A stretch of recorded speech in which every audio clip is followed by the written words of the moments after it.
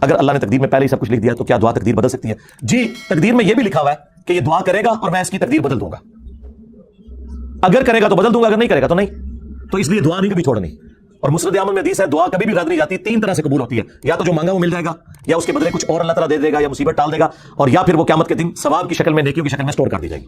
اور جامع ترمذی میں حدیث ہے جس کی خواہش ہو کہ اللہ تعالیٰ اس کی دعا مصیبت میں قبول کرے، اسے چاہیے کہ خوشحالی کے دنوں میں بھی اللہ سے مانگا کرے. انہوں نے کرے جدوں کام وگڑا پھر ہی مانگے، اگے پیچھے بھی مانگتا ہے. تو اس اعتبار سے تو ہے، بخاری مسلم میں حدیث ہے کہ جو شخص یہ چاہتا ہے کہ اس کی عمر دراز کر دی جائے اور اس کے رزق میں برکت ہو تو اپنے رشتہ داروں کے ساتھ حسن سلوک کرے، یعنی ان کے اوپر صدقہ اور خیرات کرے اپنے رشتہ داروں کے اوپر. تو اس کی برکت سے اللہ تعالیٰ اس کی عمر بھی دراز کرے گا، جو پیورلی تقدیر کا ایشو ہے، اور اس کی رزق میں بھی برکت ہوگی، یہ بھی پیورلی تقدیر کا ایشو ہے. دیکھیں میں آپ کو اکثر کہتا ہوں، جس طرح بنو امیہ اپنے آپ کو حضرت عثمان غنی رضی اللہ تعالیٰ عنہ اور حضرت عمر بن عبد العزیز رحمہ اللہ تعالیٰ کے پیچھے چھپاتی ہے نا تاکہ ہمارے کرتوت چھپ جائیں ان 2 بڑی پرسنالٹیز جن کا ہم بھی احترام کرتے ہیں، اس طرح یہ لوگ امام بخاری امام مسلم کو خود سے بابا کہتے ہیں اور پھر کہتے ہیں جی کتابیں بھی تو بابوں نے لکھی تھی نا. اور سرکار ہم تو تمہارے بابوں کی بات کر رہے ہیں، چشتی رسول اللہ بابا، لوائی اعظم من لوائی محمد والا بابا، صاحب اور شکر کے کانٹیکسٹ میں انبیاء کی توہین کرنے والے بابے، ان کو بابا کیوں کہہ رہے ہو؟